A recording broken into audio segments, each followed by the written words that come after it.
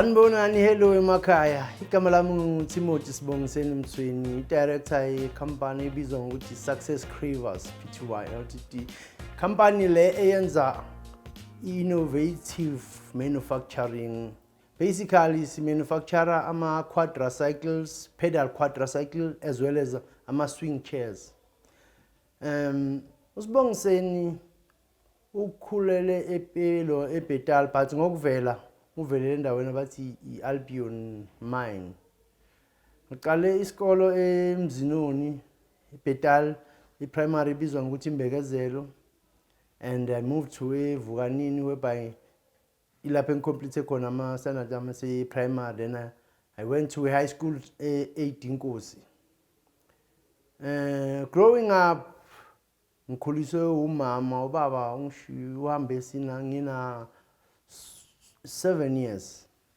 Then khuliswa umama ayi-1. That was tough. Seeing umama azama hamba boleka impuphu kanjani. That thing I think ukuthi kimi yahlala because as ngikhula I never saw myself as an employee. That's why I think ukuthi ngiqalele business manje. So while I was growing up, I didn't have that opportunity ukuthi ngibe nama toys.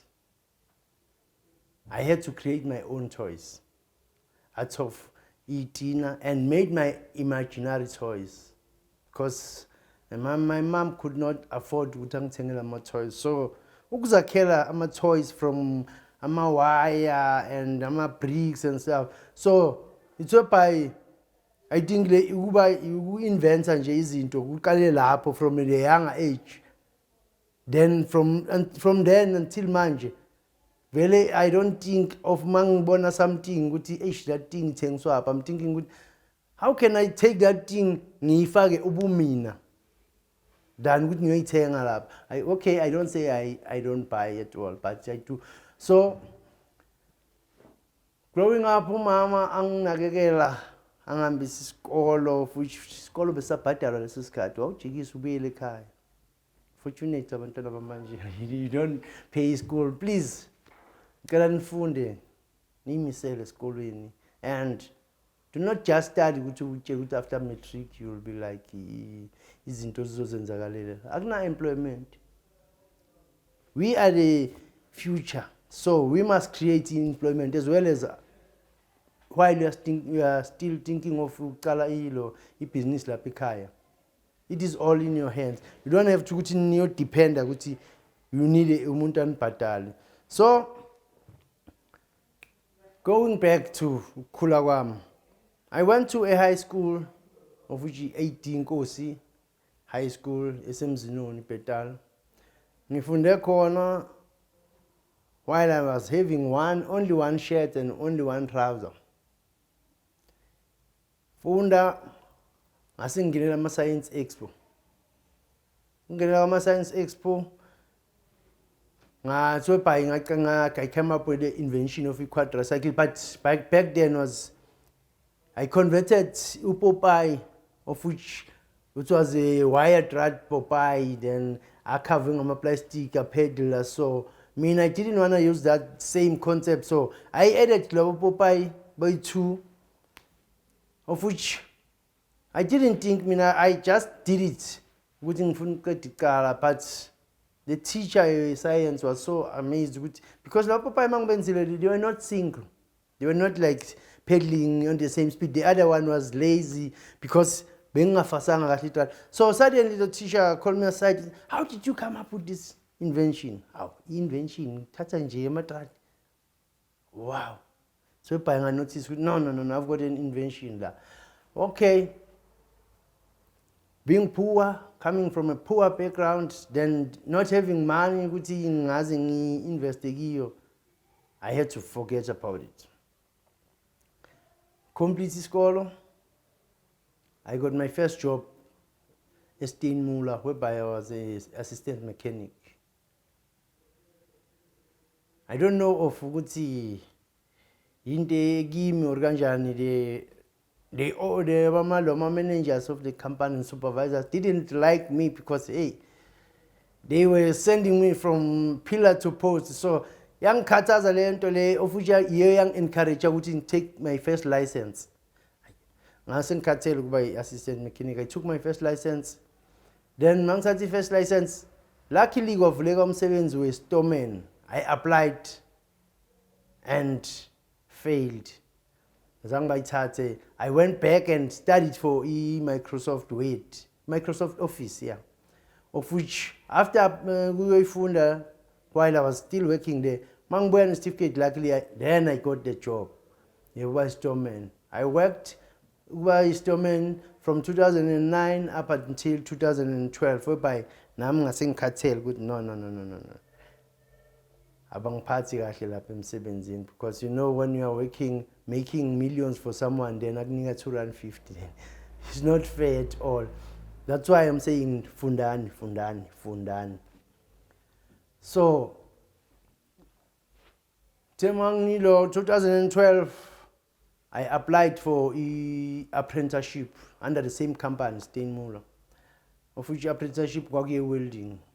Then I did my welding, from 2013 until 2015, whereby I got my first trade test there. In 2015, Mangtol trade test, unfortunately, I didn't get a position in Steinmuller Engineering. Then I had to go to Kaya, being unemployed food. As Katsamba, I got imadlanyana incane, then I went to the first machinery, welding machine incane, and with the help of my sister, I was in the seaway, of which I invested a lot in business. We bought the first pipe bender. So watching pipe bender, then I made my first prototype back in 2015, of which was completed in 2016, the prototype of a pedal quadricycle, which was carrying 4 people. The prototype was done back in 2004. But in 2014, the idea of the prototype, the invention, back in 2004, but the prototype in 2016. All these years, I never gave up, even though being an amal and stuff. I was part-time doing research, part-time looking for employment, part-time hustle, but yona, based always part of everything I ever yenza. So I learned whatever you dream of, it is possible. It's possible, just if uzinikhathayo, uzimisela kiyo, ungayikhohlwa, and everything oyicabangayo it advisable ibhale phansi ephepheni, because you know vele kufika izinto eziningi engqondweni then ikhohlweke. Put it in the books, beka kahle lencwadi, so sometime in future so grand, so now so relaxe kahle uhlangane nale ncwadi, I had this invention, then you take it forward, of which maybe that your invention might change lives in South Africa or all over the world, the universe. So completing my matric and getting my first job, and still being a partake, getting my first job, I thought I made it in an engineering company, but still being a partaker. Of which that's also taught me in life, you shouldn't settle for less. Always think the best out of yourself. So, siya 2016 whereby makuphuma invention yokuqala ilo prototype yami. So prototype ngithe mangiyenza, futhi ngiyenze from ama parts amadala, ama bicycle, ama frame, I had to cut, ngenza ama cut off, then assemble. Ngisebenzisa leso sikhathi stick welding, of which is not advisable when you are doing ama bicycle and something that's eyopedal abantu. But because when ngidinga the prototype, I used the stick, of which it took me almost 6 months to complete a first prototype. But now my quadricycle ngiyenza within a week or 2. Compared to that time, ilapho ngafunda khona ukuthi Nesikhathi ngenza le prototype I made mistake. Mangiyiphelile iphuke along the way ngibuyele ekhaya. Okay lana ngifakele insimbi so kumele ngabe ngifaka isupport somewhere somehow lana. Then ngiweld futhi again. Then if you can see the finished product compared to then uzophika ukuthi that was the first prototype engenza yona. So ilesson ukuthi ngingayifunda lapho ukuthi try fail. If you fall, get up. Uhlasele futhi. Angisho iphupho lakho leli. So there's no ilo incwadi ebhaliwe for impumelelo. You learn along the way. You might get advice, but advice put ilo ubuwena ngaphakathi kwayo yonke i-advice oyitholayo. Do not uthathe copy and paste. Faka ubuwena, then impilo lapho uzoyibona ukuthi you are living impilo ene purpose.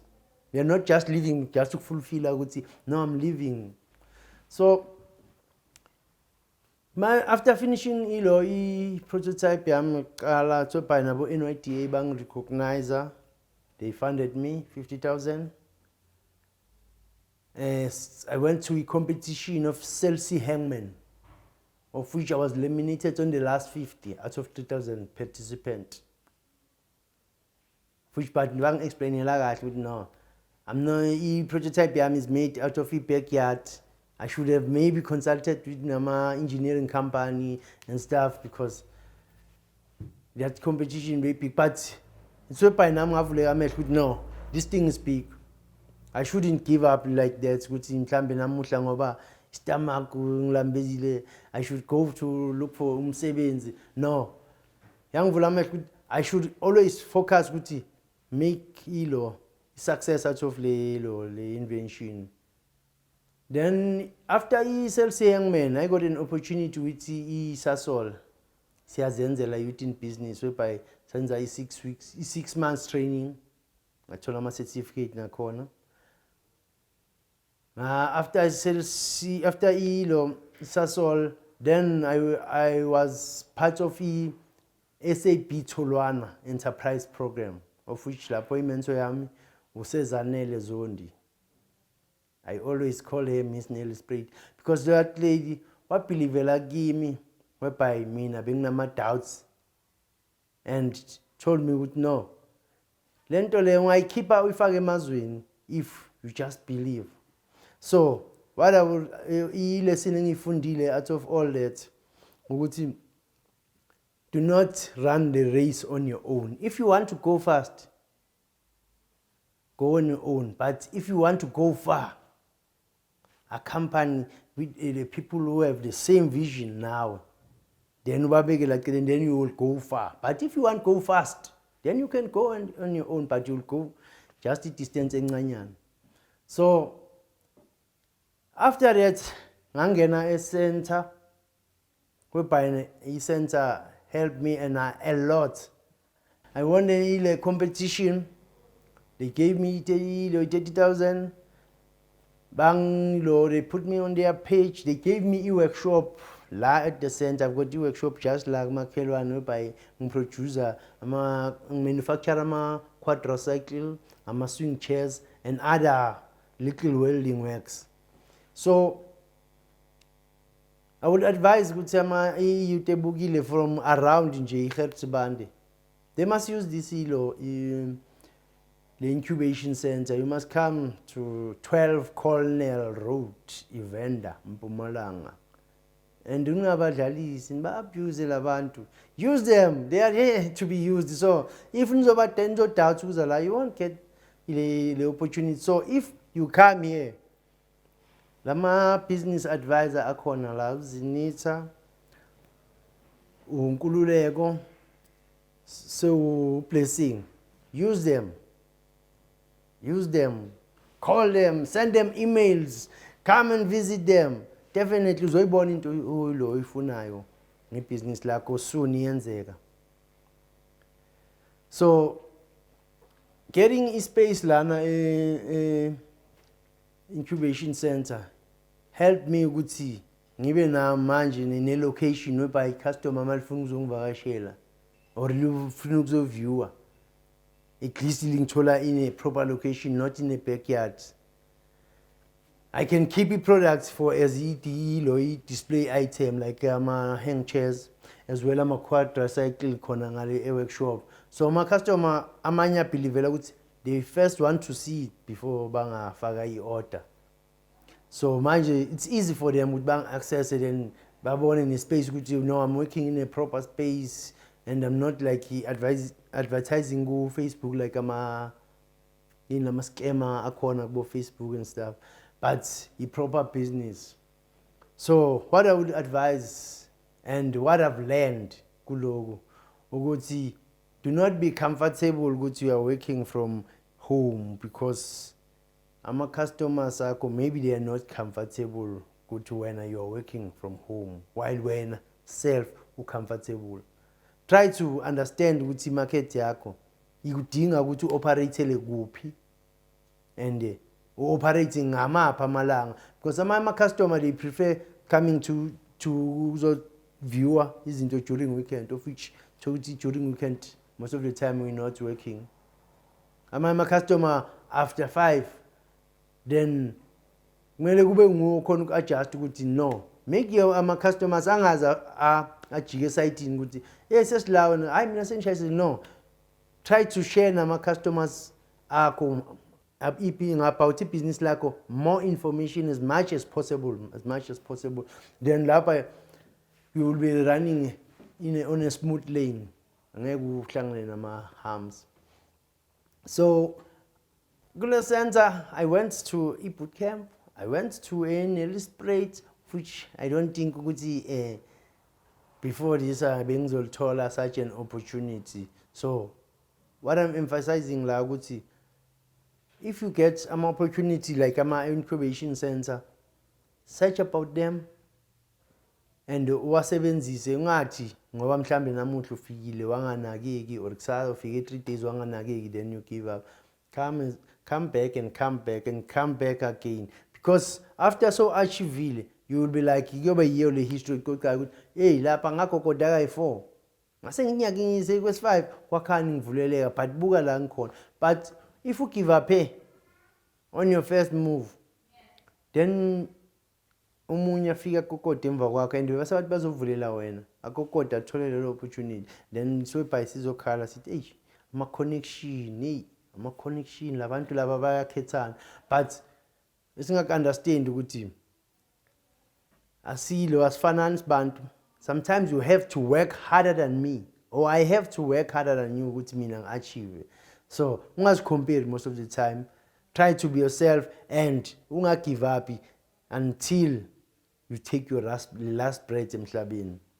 I-Success Cravers iqale ngo-2016, then manje siqale ngama-quadricycle, manje siproduce ama-quadricycle, ama-hang chairs. Ma-hang chairs is nama-type awu-3.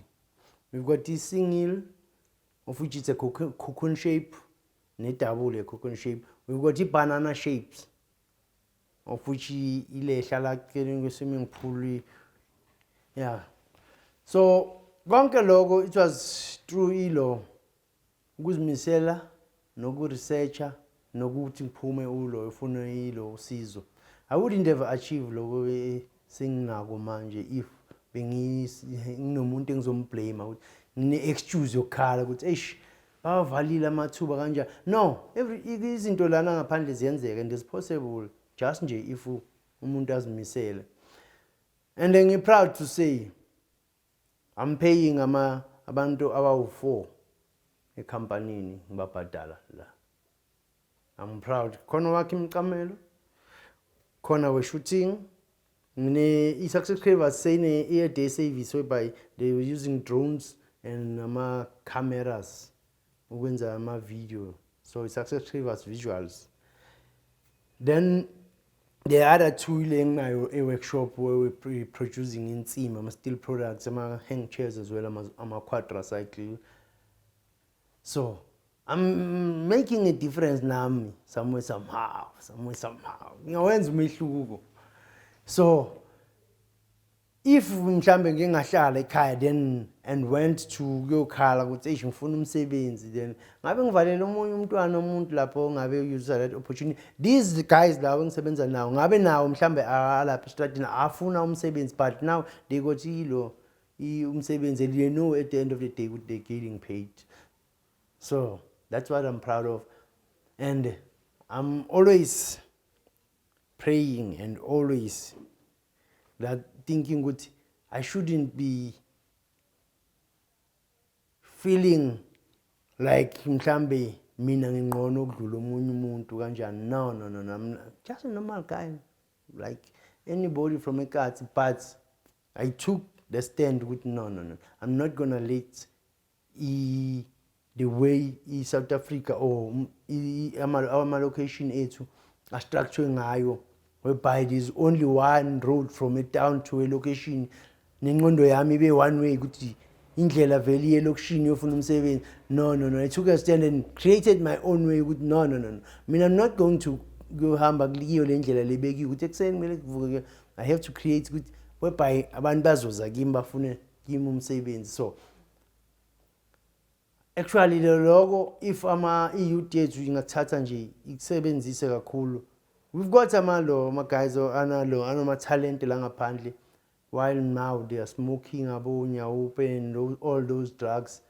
Those guys mina angibathatha as useless, ngibathatha as kune energy, but that energy akukho la yo release khona. So it's being released endaweni wrong lapha ngaphandle kwama shops amandiya babheme zonke those stuff, because they are willing to do something but they don't know what to do. Youth which sidinga ukuthi sisukume and stand up senze umehluko. We can't just blame them, sit down.